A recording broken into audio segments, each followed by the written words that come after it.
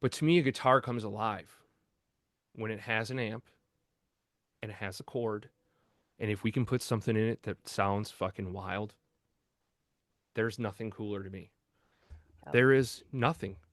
And I say this as a guy who has rigs. I have a pedal board over here. I got a pedal board here and these rigs and this shit everywhere.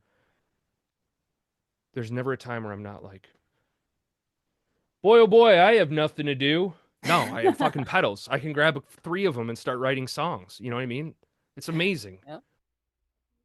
Hey, music lovers, Sara J here.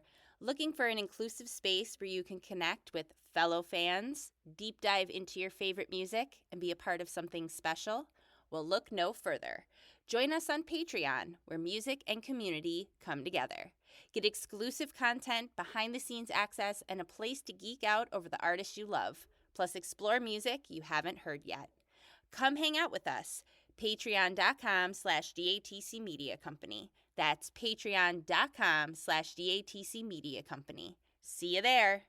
Are you ready to relive the soundtrack of a generation? Dive deep into the ultimate countdown for Tragically Hip fans. Hey, it's JD here. Welcome to the Tragically Hip Top 40 Countdown, presented by DATC Media and Duvra Podcasts and such. Every Monday, I'll be here with a superfan guest to break down a classic hip track, share their personal hip story, and see where your favorite song lands in the countdown. And to me, it's one of the greatest songs they've ever done. That kind of hit me because that's pretty much how life is. A beautifully crafted, multi-part story. Every week, a new song, a new story, and you get to see where your favorite track lands. Don't miss an episode. Hit that subscribe button and join the conversation. It's more than a countdown. It's a celebration of one of the greatest Canadian bands of all time. A member of the DATC Media family. Greetings, fellow music enthusiasts. Welcome to Dropped Among This Crowd podcast. This is your space to explore the role of music in our lives, our love for it, and the sense of community that it creates. I'm your host, Sara J, and I'm thrilled to have you along for the ride.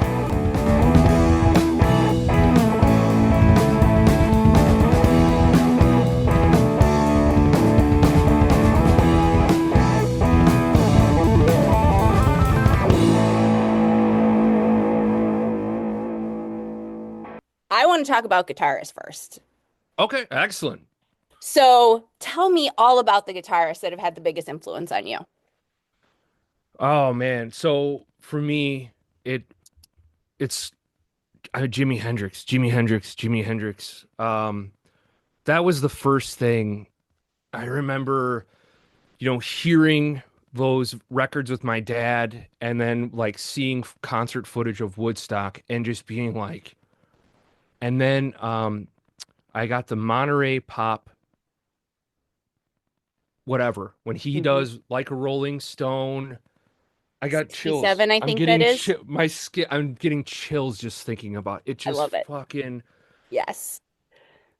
It just lit me on fire as a kid, right? Mm-hmm. And then once I have a really close friend of mine who played guitar. Once I kind of got turned on to playing guitar, I wasn't even playing guitar when I found Hendrix. I loved him. That was so just magical to me, right? He's so creative. And then when I started playing guitar, it was like the blues rock guys from that Hendrix vein, Stevie Ray Vaughan, the Kenny Wayne Shepherds, and all those kind of cats that are really phenomenal. And then I found Warren Haynes and the first 3 Government Mule records. And then it was just like, holy fuck. So between, being a 90s kid where I had the Nirvana, I'm a huge Smashing Pumpkins fan, Alice in Chains, Jerry Cantrell's one of my favorites of all time. That guy's fucking outstanding. Soundgarden, all that 90s stuff, which is so amazing. And then the blues rock, I loved all the classic rock like Led Zeppelin and that. And then, once I found Government Mule where it was like a lot of the metal stuff that I enjoyed, like Megadeth and Metallica, kind of like a blues metal thing. And then, of course, that I started playing guitar when I was like 16.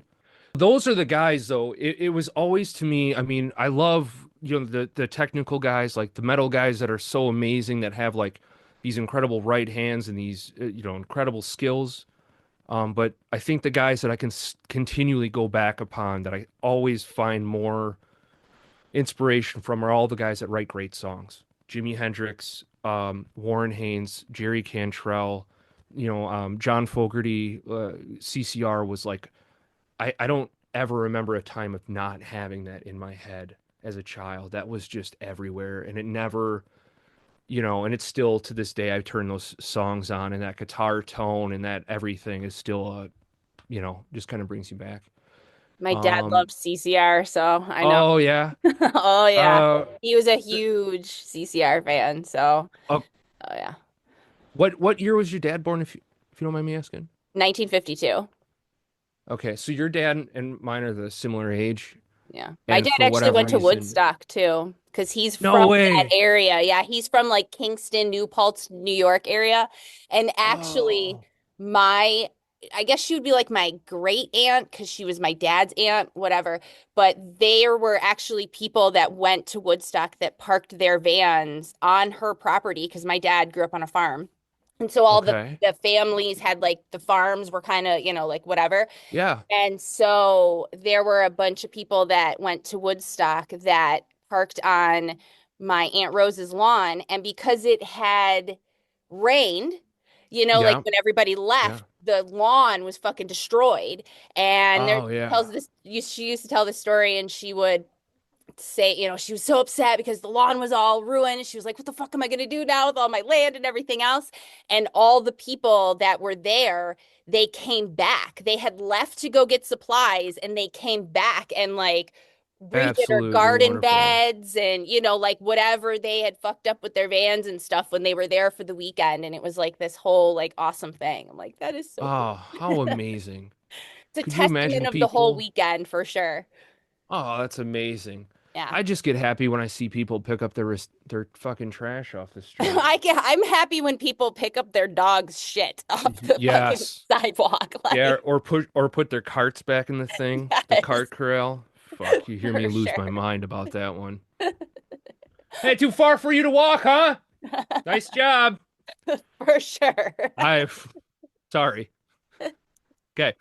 For Yeah, sure. so but yeah, that's awesome. So did your dad like and your family, not to go too off topic, but like that Woodstock scene of like the band and all that, was that that's all that area, right? Like the Pink House and all that? Yep, yep. That whole area, like Woodstock, New York, Kingston, New Paltz. It's like all this Okay. kind of cluster of central New York, essentially. So Okay. it's like mid-state. Like when you look at the state, like Yeah. I'm up here by Oh yeah, Canada. yeah, yeah. And so like it's right here. But yeah, Yeah. that's where he was from. And so he went to Woodstock, and then he went and enlisted in Vietnam. So Hats off to there's him. that. Hats off to him. I mean, I just hats off. Yeah.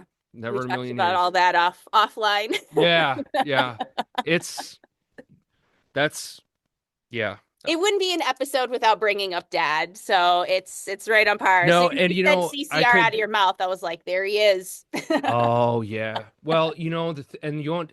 I kind of have a weird thing about like the songs that I love and that I cherish so much in my heart that I have a hard time covering them because I just am doing a shitty job of it. In Yep, my no matter if I nailed the fucking thing perfectly, I'm still like, John Fogerty did better in 76 or 67 or whatever.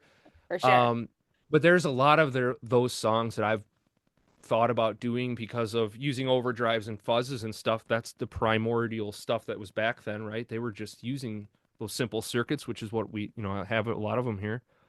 And I still can't get myself to want to cover those tunes because it's almost like sacred ground to me. That Totally. CCR and some of those things where like I have a pedal somewhere in one of these that's an Axis fuzz. It's a clone of the fuzz that Jimi Hendrix used on Axis Bold as Love. It's my favorite album.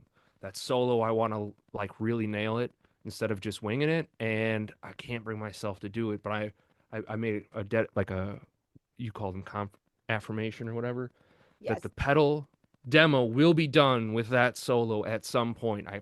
That's the only way it'll get done. With the power of your mindset, it will Yeah, happen. in 15 years we'll come It'll around to happen. it.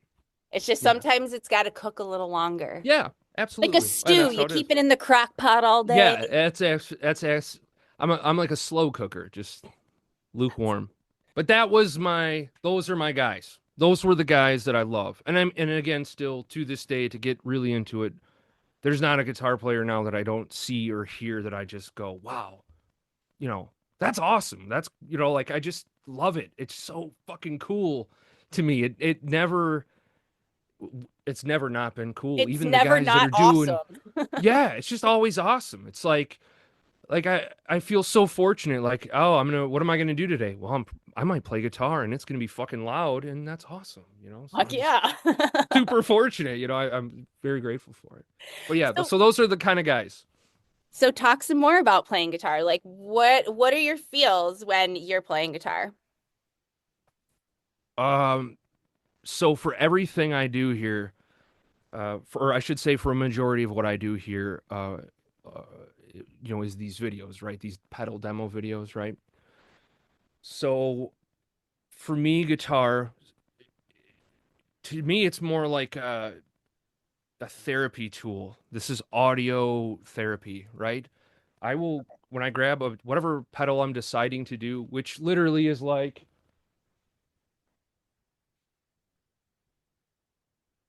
well, this one's purple. We'll do this one today. So I'm going to do this pedal today, right?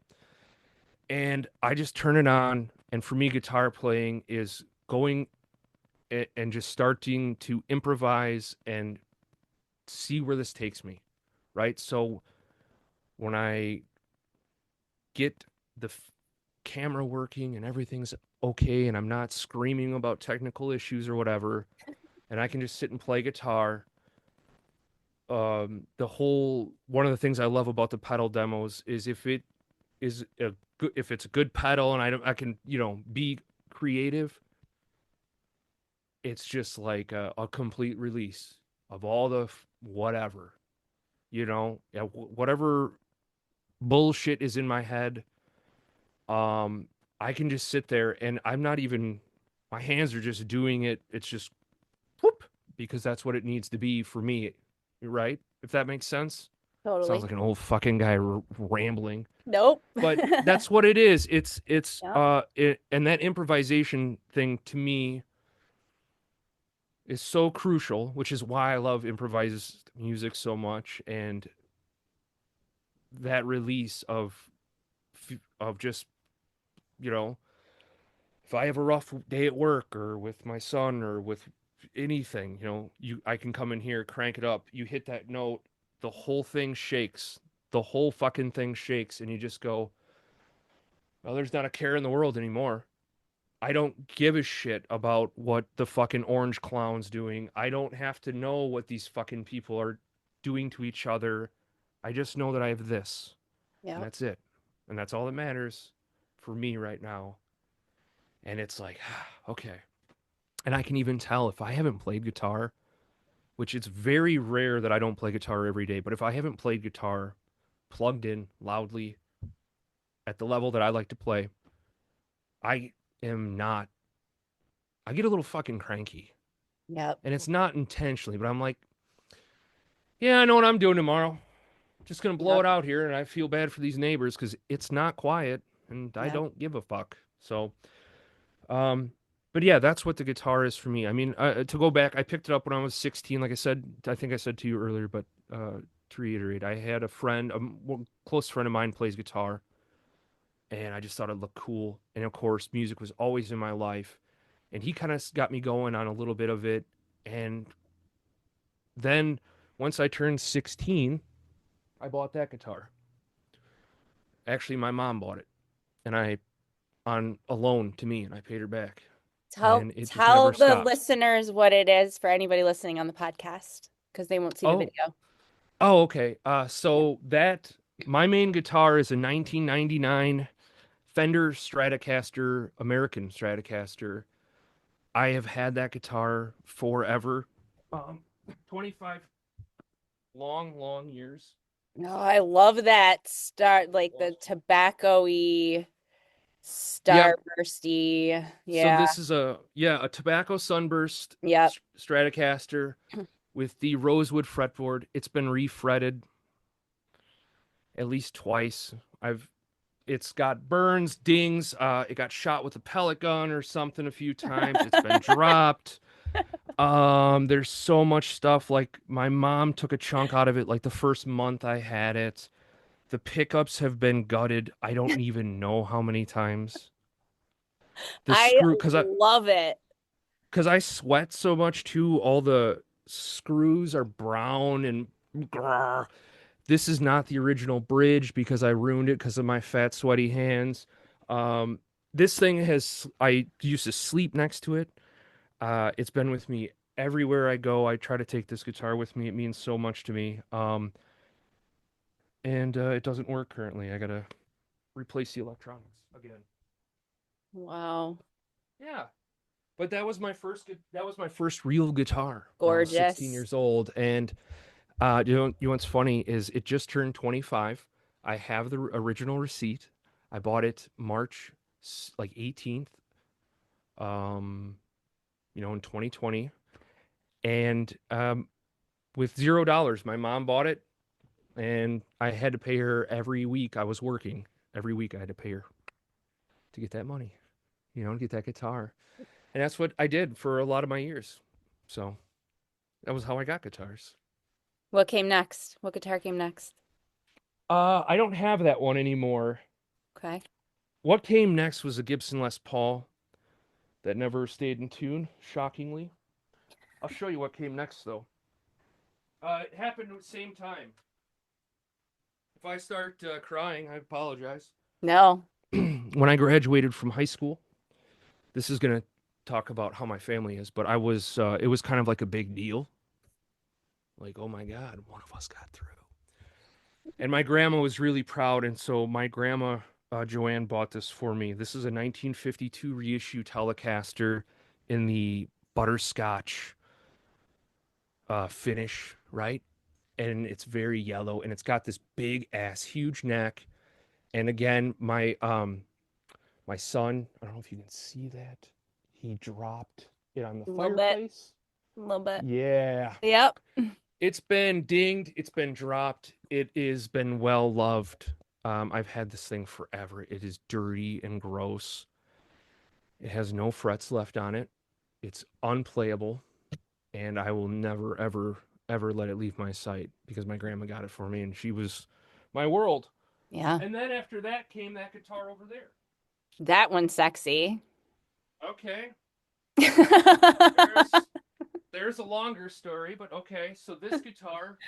Oh, tell me all the stories about them. Listen, I only keep things because I'm sentimental. I bought this. This Look is at a all parts these. guitar. So this neck here that says Lillian, that's my other grandma, Oh. was on this guitar, and Okay. it never bonded. That neck, I never got on board with it. So then, why did I buy this neck? This neck was on a Jazzmaster, which I have parted out in the closet over there. And I didn't like the Jazzmaster, but I liked the neck. So I was like, we'll put it with this guitar. And then the dots and if you can see, let me see if I can get them in there. The Yep. fret, they're blue azurite or something. And so I hydro dipped the pickguard and the knobs to try to match it, Mm-hmm. And you remember how I was telling you earlier about my file management system being absolutely trash? Yes, like literally. Yeah, like literally trash.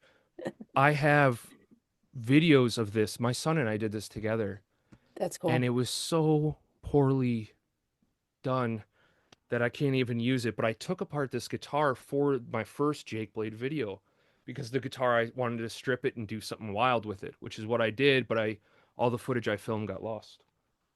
It's gorgeous. Yeah. Basically the crew. Yeah, well, the Les Paul.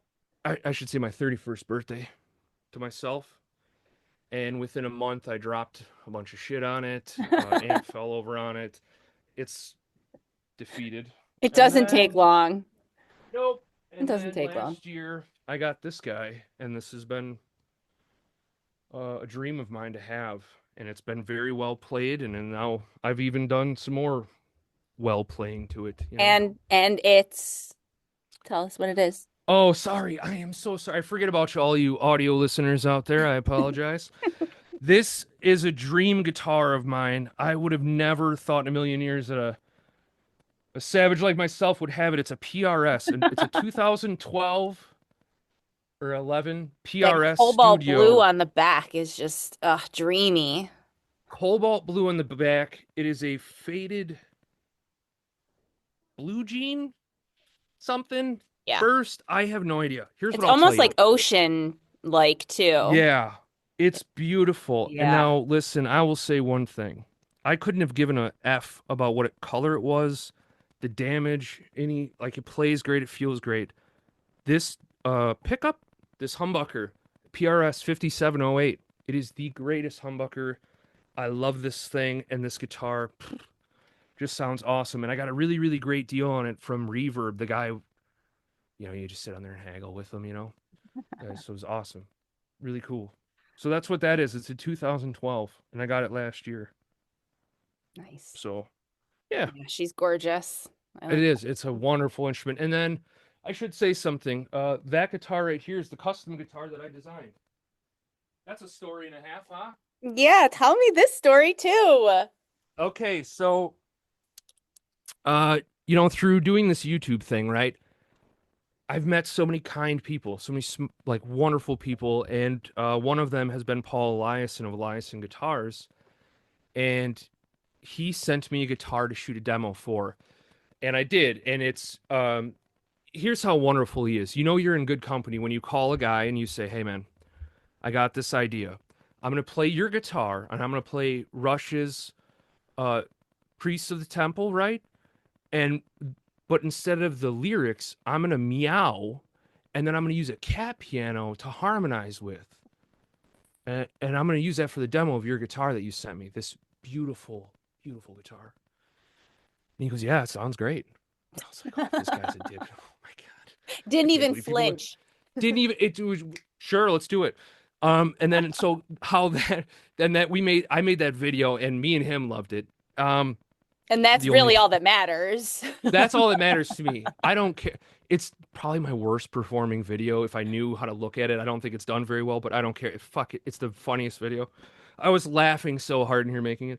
But then from that relationship he said, if you ever wanted a custom guitar, what would you think? And I said, well, HSS style guitar, humbucker, single, and, kind of like the PRS Studio, but this is a hollow body. It's completely hollow, so it's almost like an acoustic guitar when you're playing it. And then I didn't want fret things on it, and then it's got my little logo, and whatnot on it. So it's That's a really, cool. really great guitar. He makes excellent guitars, and like he bursts the whole thing on the back, and all the wood match. It's just wild. He bursted the neck. Oh. And then of course I like satin finishes on necks. So it's a beautiful satin finish. So it's not real, doesn't like gum up. Yeah. And then he's got this incredible gloss on here. And then it's got this Wilkinson Godot bridge that some company that I know would like to get a Jake blade from. Some goddamn. That's gorgeous. That You'll have to give me his info, and then I'll link it in the show notes and everything. So anybody that's listening that's like, fuck yeah, I want to check that out. Yeah, Paul's a great guy, and he can build anything. He's very talented. Very, very talented. Very cool. Yeah, those are my guitars, right? I love it. Thank you for the tour. That was absolutely. Amazing. Absolutely. I'm trying to I'm like Homer fucking just like oh yeah. See, what's crazy is as much I know this sounds crazy because I do all these pedals. These guitars I've had for so long. I buy a guitar, I keep it forever, right? I'm not a big like a pants trader on guitars. My wet spot is these amps. Good Lord, baby. Go ahead and Where's share. the adult diapers? Fucking hell. Dripping in this motherfucker. Sorry. Listen, I get it. I follow hashtag porn on Instagram, and I just sit there the day. I'm like, I am just a guitar amp. So whore. Say whore. It's okay. Whore. Oh, I'm a fuck. No, whore implies I'd take money for it. I do it for free. You do it for free. What does that imply? I'm just easy as fuck. Yeah. All right. Indulge then for a minute. Okay, you want to talk amps? Do it. Should we talk amps? All right. This is my thing. I'm gonna try to do this as respective with the camera. The amp that's over here. Okay. How should I do that now? Okay, I'll do this. This amp right here, behind me. Yeah. That guy. That one is that's a 50-watt plexi that I built. Okay. Okay. It's made with some sort of Marin Audio transformers and all the high quality crappy blah blah blah. It's a 50-watt plexi. You turn it on, it is so damn loud. Nice. It just blows your brain. And then over there in the similar style cabinet is a JTM 45 clone, which is a very clean, beautiful. It's one of my favorite amps. It's just super, super loud. That's Barbara and that's Nick. They're from Chinook Amplifications. Barbara's my grandma. Nick is my grandfather. These cabinets were made from wood off their land. And Chinook was the name of my grandfather's dogs. So That's as a amazing. kid, I would hear my grandfather scream, Chinook!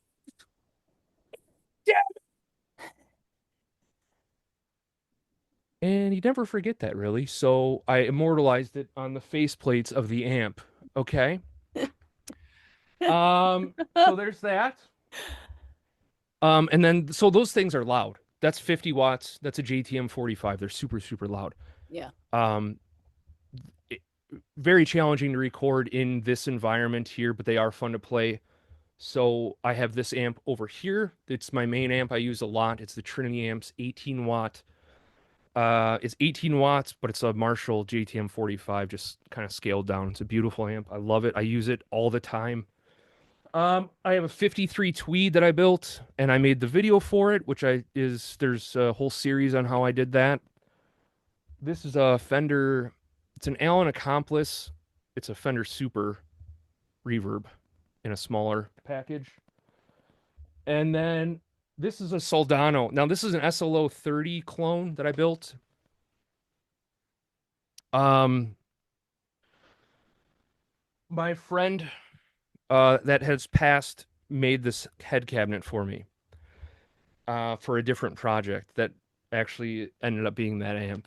And then I had this beautiful head cabinet around just sitting in my basement. I had nothing for it. And then my friend passed away. And I wanted to have something to see him every day because he was wonderful. And so this is I haven't finished painting it. There's going to be a little bird painted on there, and I'm going to have his name on there. But that's that. And that's because I love Warren Haynes. I wanted that Soldano SLO 30 sound.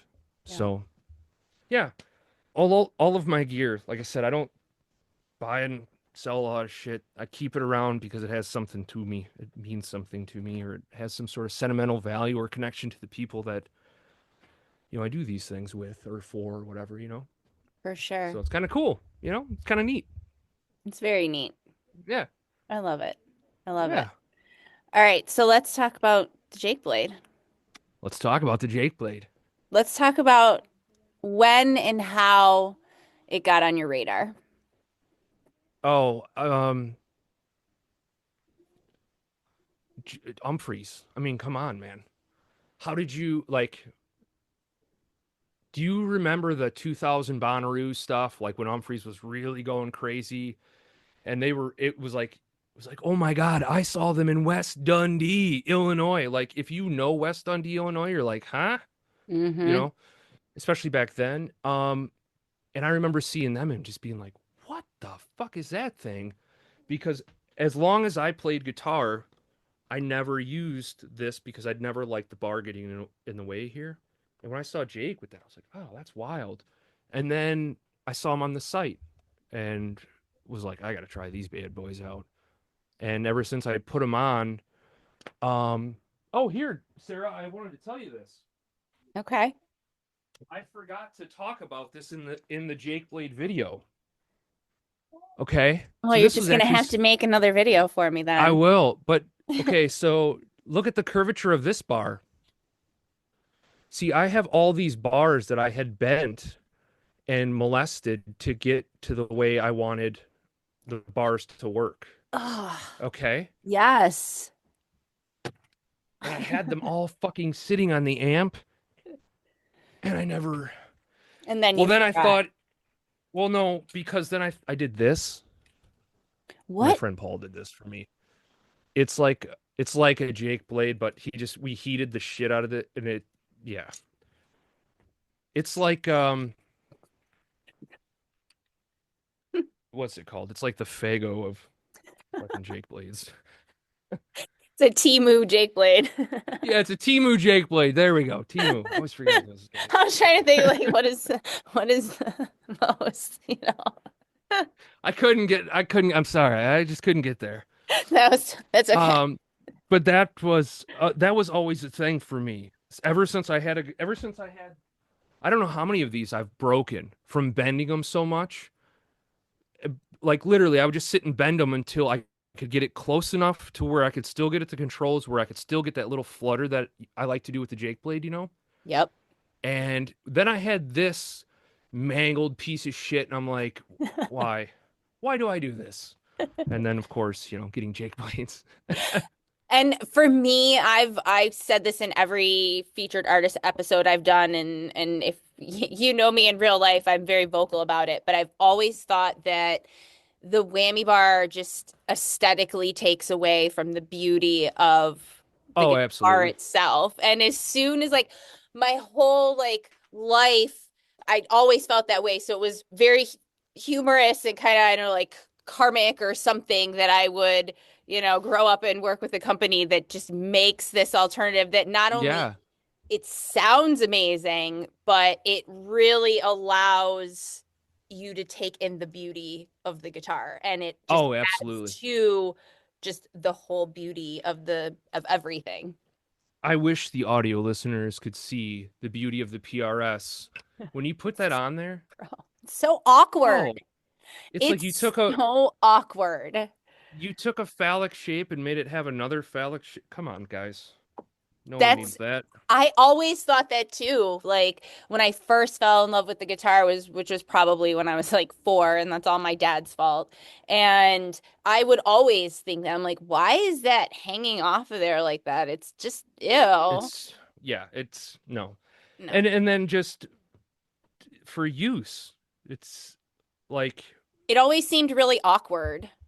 It's awkward, and then for me, there's a tuning thing that comes into play, of course, and then I always felt like I never had like, all right, we're gonna get real weird here, people. I love it. But to get really nerdy and in depth on this, when you have the pressure point over here, your little bit of pressure here moves the bridge so much. Whereas if you're moving back here, you have more of a control over how much that pitch actually is. Does that make sense? Mm-hmm. So for people who are listening, I have the bar extended out towards the neck pickup.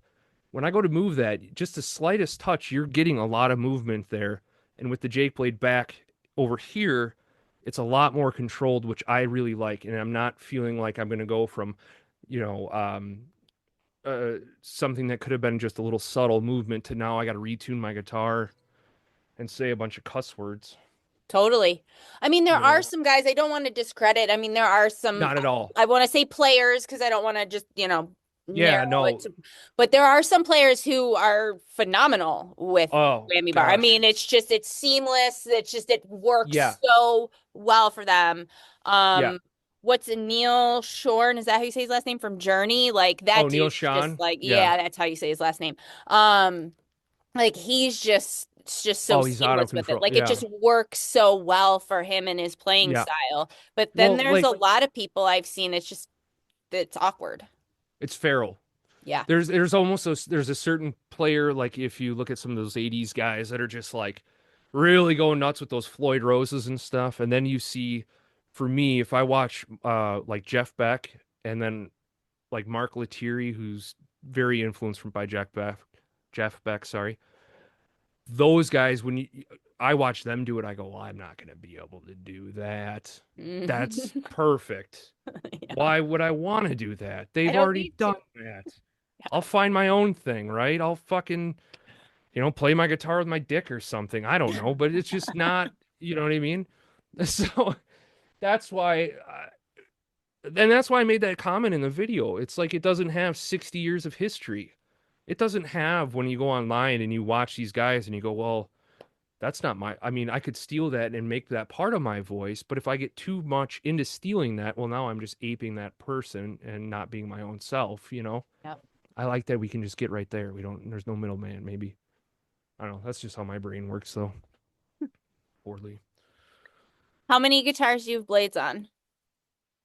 I just have them on the 3 because On the it's 3. And the I one that have- we're manifesting to start yes, fabricating. yeah. I only have 4 guitars with floating bridges, so I have them on 3 of the 4 guitars. Otherwise, everything else is fixed bridges. Yep. Yeah. Yeah. So let's talk about DK pedals. Let's talk about DK pedals. What do you want to talk about with DK pedals? Just tell me all the things. You want to start Okay. with the Sure. YouTube channel 2020? Sure. YouTube channel 2020. So what inspired that? Okay, so I've been building pedals forever. Um, as a young man, not having money when my shit would break, I'd have to fix it. That's how I was able to have pedals. When I became an adult at the ripe young age of 21 and I had bills and everything, I had to sell off a lot of my gear, and the only way I could get some of that classic gear back was by building it. Okay. Now that was like in 2005, 2006. Fast forward to 2018, 2019. I'm kind of back into building pedals, and I'm kind of finding out that I like to paint. Never knew that about myself. I always liked to draw, but I never thought anything of it. And I was giving pedals away to my friends that would have neat paintings on them or whatever. And my friend Eric was like, dude, you should put a Instagram or a YouTube or something. I had none of this shit. I don't know any. Social media is not really my thing. I'm not very good at it. But then after kind of looking at what I was doing and thinking more and more about it, like I would like to help people. Maybe I could build pedals. I could show off the sounds of these different projects that are out there for this DIY community that I love so much. And then if I could maybe teach people how I do things and how I paint things and go about it all, that would be really cool. And so it kind of just started like that. My initial idea was, because I'm a lot of bit ADHD. So my initial idea was I'll just do demos of these things, and it'll just be fun for my friends and I. I will invest $0 into it. So I started with a 15-year-old camcorder and an iPhone 4 or whatever. And I already had the recording equipment because that was already my passion, which was recording. And to be honest with you, Sarah, like I'd sit around here and I didn't have all these pedals and stuff, but I did have a bunch, and I have my guitars and all this recording equipment, and I wasn't using it because of reasons, who knows, mental reasons. And I thought, what a great way to get into doing this every week. What if I put a fucking target on myself and said, hey, every week you're going to put out a video about something you've done. That way I can get better at recording, because my dream is to record my own, I like recording my own songs, and I'd like to be able to present them in a way that sounds good to me. And I'd like to get better at that. Well, great way to do that. It's practice, right? And that was kind of the start of DK pedals. Was I'm going to put out these pedals to show people, teach people how I do it, show off some sounds, and get maybe good enough to, play guitar and record an album. And then it kind of it kind of grew just slowly of just wanting to keep putting out different songs I would write as the intro demos and keep making these videos. And then next thing you know, I, built this room and put in all these shelves and these sound panels and hung all this stuff up and turned it into a whole kind of thing, which is pretty It wild. got serious, like Kip would say in Napoleon. Yeah, it got serious. Yeah, I feel like it just is kind of getting serious now. I mean, but it's, yeah. Yeah, and again, it was all just to have fun. Remember 2020? Do you remember those years? Yeah. What were we all doing? I'm trying Seems like not such- to. Right, you go, man, remember when the worst thing in the world was just COVID? Yeah. Yeah. But going back to that time, I think a lot of us, myself included, I didn't know if I was going to have a job, didn't know what was going on. And this is no kidding. I feverishly in 2020 fell into building pedals and painting because that was my coping mechanism. It really was. And Mhm. I keep a log of all the pedals I built. I built 180 of them in 2020. It's amazing. I was just building and building and building and painting and painting and painting and painting because I didn't, okay, I have time to do this. I enjoy this. And that's kind of how my brain works. I get hyper focused and I was just like, now I'm going to do all this. And honestly, I'm still filming videos from pedals I built in 2020 and I haven't shown anything that I've done in the last couple of years because it's been such a backlog of them to show off and get rid of and everything. So How many have you built totally? it's hard to say. I would say probably around 500 maybe. No, I don't know. Maybe 400 probably. There's a limit though. I have an end. There's an end date in time, There's only so many fucking fuzz pedals a person needs, So, why pedals? Oh, I fucking love them. I love them. Okay.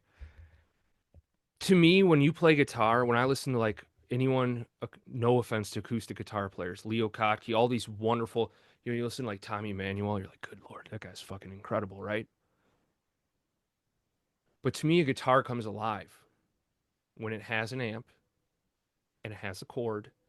And if we can put something in it that sounds fucking wild, there's nothing cooler to me. There is nothing. And I say this as a guy who has rigs. I have a pedal board over here. I got a pedal board here and these rigs and this shit everywhere.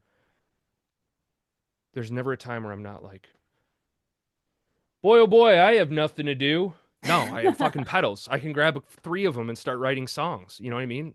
It's amazing. Yep. It's so cool. And it's so, truthfully, it started because, as I alluded to earlier, when I was young, I moved out of my parents' house as soon as I could and was poor. I didn't have any money. It's a lot cheaper to build shit than it is to buy shit. Mm-hmm. So that's where a lot of it came from was I'll just build these things and I'll figure this out because that's my attitude towards everything. I'm sure I can figure it out, right? Yep. I don't know. Everything's figure outable. Right. That's my motto. Yeah, everything is. It really is. It might that's take the a way second. You might have Exactly. to like assess the situation, but Absolutely. you can always fucking figure it out. Absolutely. And that's what I love so much about what DK Pedals has now kind of turned into. I know it started and I still do pedal demos and everything, and that'll always be the main focus. But for me, the learning aspect of it on the backside of it. So like talking to you about like file management, learning how to edit on an iPad or whatever, like all these steps and all the process, getting in-ears in, microphones, I have a cabinet in my closet permanently mic'd up that's always ready to go. Getting all this shit set up, all that learning, that's another thing that I love it, right? Because it's kind of, you feel like there's a little bit of forward momentum even with just a hobby. I don't know. Seems kind of crazy. It's not crazy. Okay, good. It's not crazy. But yeah, so that was pedals. That's why pedals. I love them. And then I love painting silly shit on them. Yes, That's the let's talk funnest about part. that. Sure. What is the the silliest thing you've painted on a pedal? Oh God. This is an adult only show, right? I guess probably from all my swearing, I should assume. You should have asked that a Um, while ago. No. yeah, I should have asked that a while. Sorry. Yeah. Okay. So quick story. I'm the old. There's 8 kids, and I have a bunch of younger brothers. My youngest brother, one of my younger brothers, Patrick, said to me, he goes, "Hey, will you build me a pedal for Christmas?" I said, "Yeah, what kind of pedal you want?" He goes, "I don't know, just build whatever." And I said, "Sure. Do you care what I paint on it?" He goes, "Oh, no, not at all." Okay, he's my younger brother. Of course I'm gonna paint something fucking crazy on it. So I painted this horse with this giant fucking girthy bastard just sticking out, right? So that was fun. But so yeah, that's kind of one of the wildest things. I mean, the horse to get back on topic here. The horse penis, the girthy horse penis was the weirdest. Not necessarily the weirdest. I've painted a friend of mine asked me to paint his bunny rabbit on there, which I was sure, man, I'll paint it, whatever, whatever. I painted my friend Grant's dogs, each on a pedal. Anything that anyone asks me when they come up with ideas, I will usually entertain them to a degree. But I kind of like when I'm left alone to come up with ideas. Have you Because that's ever what's the more fun. refused somebody's idea, like just outright? No. Okay. No. Well, let me say this. DK Pedals used to have a custom shop where I would do anything for anybody all the time, all at once, for everyone all the time, because that's the kind of not say no person I am. And that's why DK Pedals shut down in 2024 was I had so many projects backed up and I just couldn't get through all of them of saying yes to people. So right now I'm not even doing custom orders. I'm entertaining any offers, any ideas, but I just tell people, and this is how I've always worked. I take $0 up front. If you want a pedal from me, we talk. You go on a list, and I'll get to you when I get to you. And I don't mean that in a rude way, but I'm a father. I also work. I have DK pedals as the videos, all these other things. I make zero money making pedals. By the time I factor in all the materials, all the time, all the painting, all the work that goes into it, it's not profitable for me. Not that that matters to me. I don't care. I usually donate, everything, but it's a time suck that I am not willing to give right now. Yeah. So until I, not, so long-winded, I apologize, but for me, until I can move, I mean, you guys, yeah. So until I can get rid of all the stuff that's on the shelves that's already painted. So for me, that means demos and then sell them or whatever, donate them or whatever. I don't really want to start building again until I kind of thin the herd. So this is thin for me. This is really good. I just gave away 10 pedals for the Pedal for Gaza charity. And, surprisingly, Sarah, I'll send you a picture, but I got 40 more in my closet that are half built. I have a bunch up here that need finished paint jobs. I have a box of PCBs that are fully populated. I have enclosures downstairs that are drilled. I have an amp project over here. I have that project over there. You know the drill. So Yeah. I have that's why. There's just different looks of piles, but yeah. Yes, Feel yes. ya. And every pile you turn it over and you're like, oh, I forgot about that one. Oh, Great. there's that another. project. There's that There's thing. there's that half done project we'll get to Yeah. in never. 10 years But now. yeah, and that's the thing with doing custom orders. So I say no to people, and truthfully, I'm talking like I'm fucking John Paul Jones here or something. It's not like my phone's ringing off the hook for pedals. Okay, there's a million of us dickheads out there. But when people do ask me, I'll say, if you're interested in having a rat circuit that's going to sound fucking great and be something, go to this guy. They're going to get you the best sounding pedal at a great price that's not going to be, take forever and have to deal with my tardy ass. If you want something that's hand painted, if you want me to, there's going to be a story behind it. There's going to be some art behind it. There's going to be a shit load of love behind it, Mm-hmm. and you have patience, then you can work with me. And don't be a dick. Yep. That's one rule of DK pedals. Don't be a dickhead. There's no currency in being a dick. There isn't. There really isn't. And to be honest, I would rather give these fucking things away to nice people than sell them to people who are assholes. Yeah. Yeah, true. That's just And how I am. and that's the thing though too with what you are building and the whole, I guess you could say mission statement or the whole vibe behind everything that you've built, literally and figuratively, is it's the art, it's the Yeah. story, it's the feeling, Yeah. and it's Yeah. worth the wait. So you I should think never so. feel bad about how long it takes you because you being the conduit for that art, like you have to be ready to create it. Oh, yeah, and that's a whole other thing. That's a whole other thing. I had my friend Paul and I worked on a project. It took me 18 months.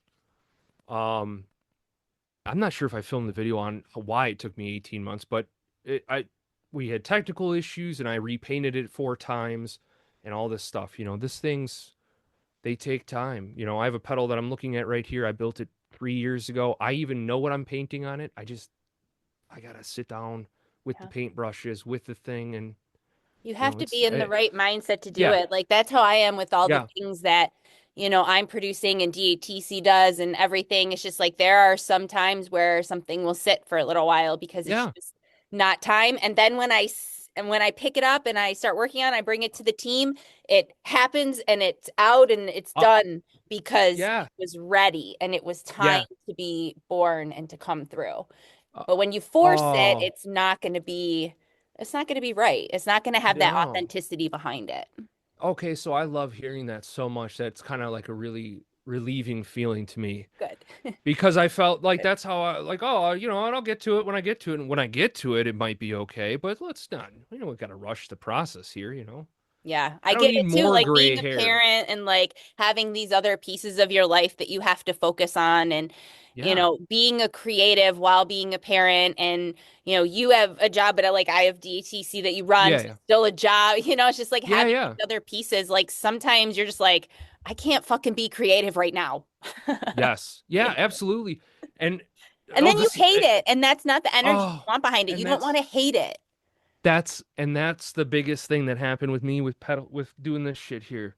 Yep. Is I was like, I need to get videos out, so I get in here and I just like, this is a blah blah blah blah, Yep. and I could when I'd be editing the footage back, I'd be like, Jesus Christ, man, loosen the noose. Good Lord, it's like you Yep. kicked a dog or something. You know what I mean? Because I Yep. just wasn't feeling it. I wasn't feeling inspired, and then I'll listen to the playing and I'll be like, oh, blues noodling an A, perfect. Um, and then so it's just yeah. Now a lot of it has come this year of like, no, now I know when the mood's right to do this. When I know kind of more about myself when I'm ready to be super creative and I feel like I can actually play guitar that's not embarrassing, or say things that aren't incoherent or ramble on, or as I get distracted easily, derailed too bad. So Derailing the whole thing.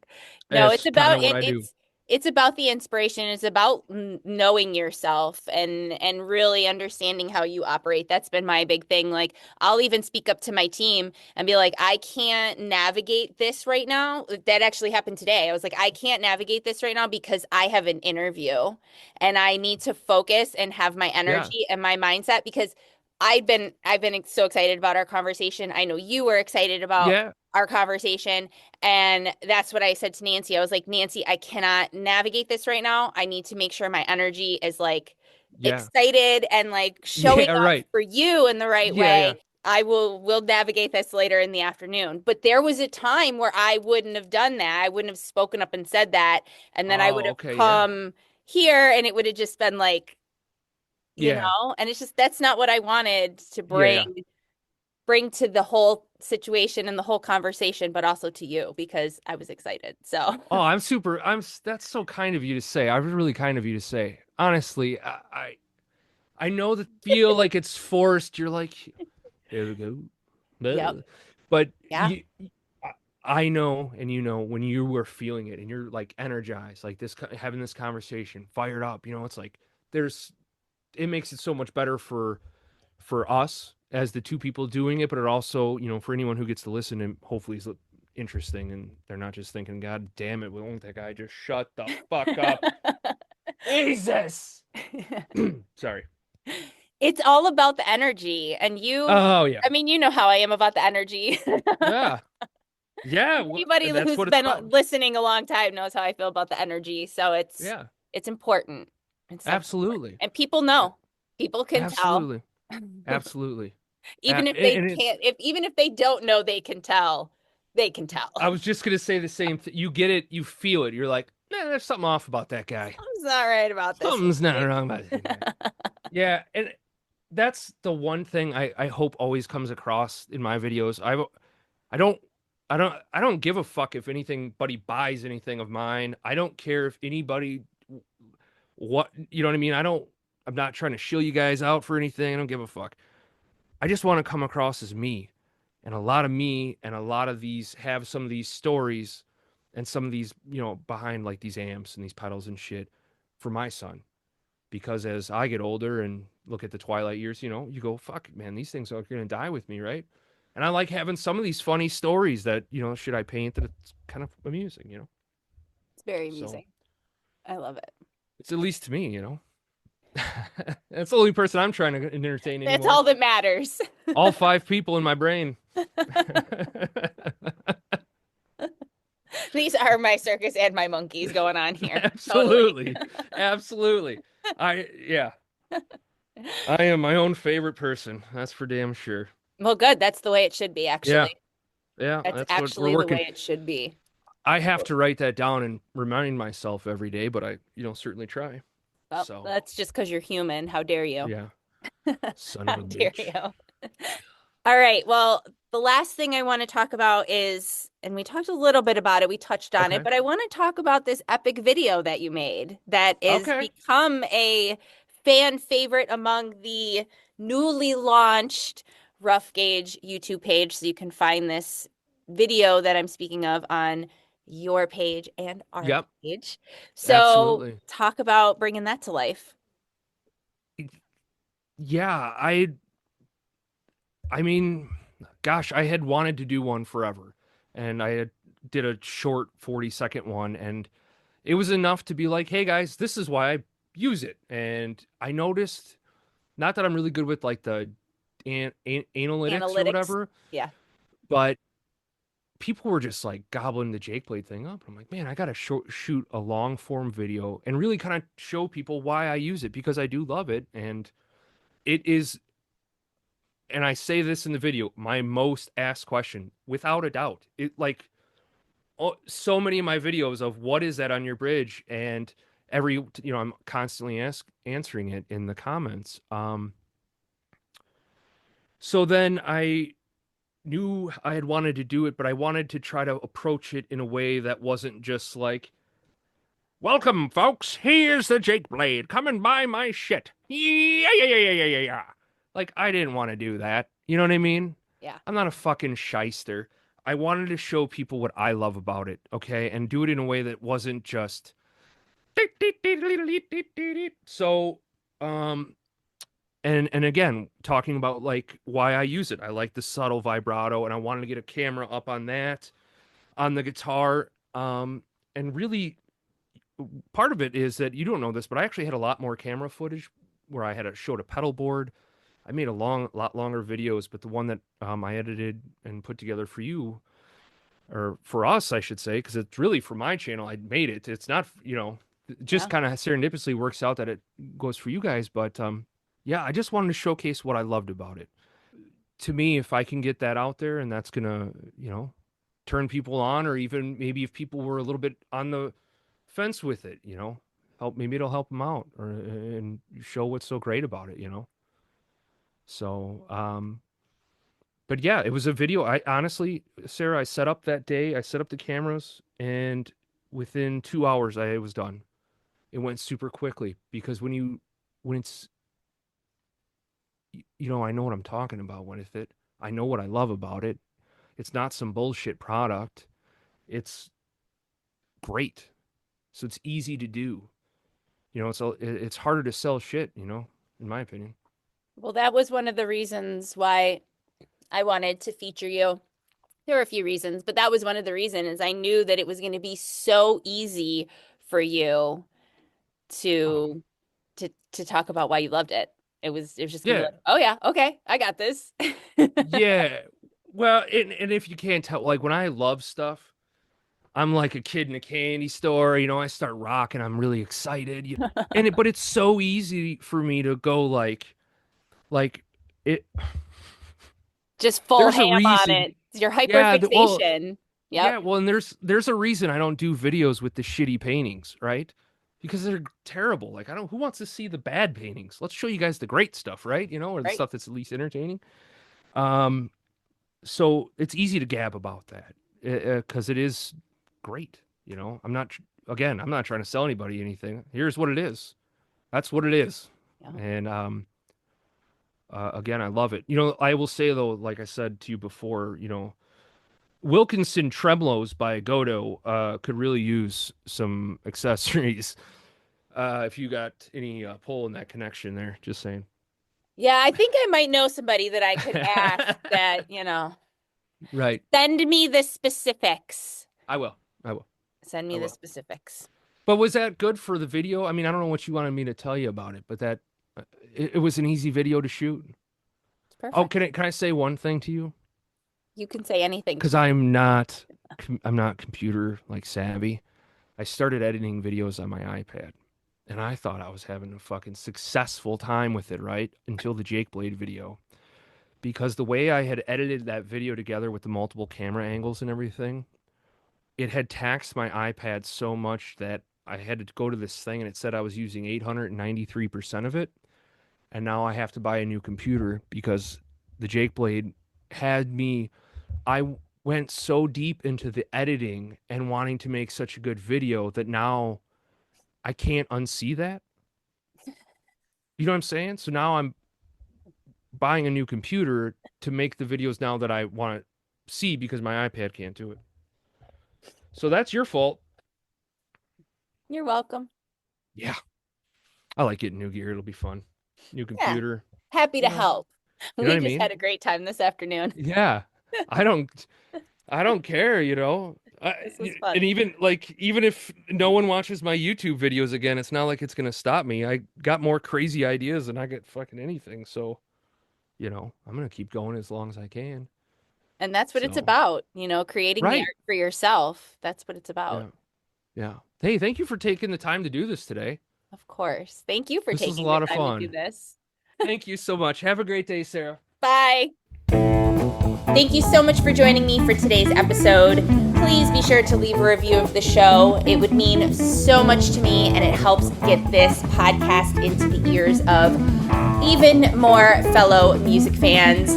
If you're not already following the show on social media, find us on Facebook and Instagram at droppedamongthiscrowdpodcast, or check out datcmediacompany.com for more.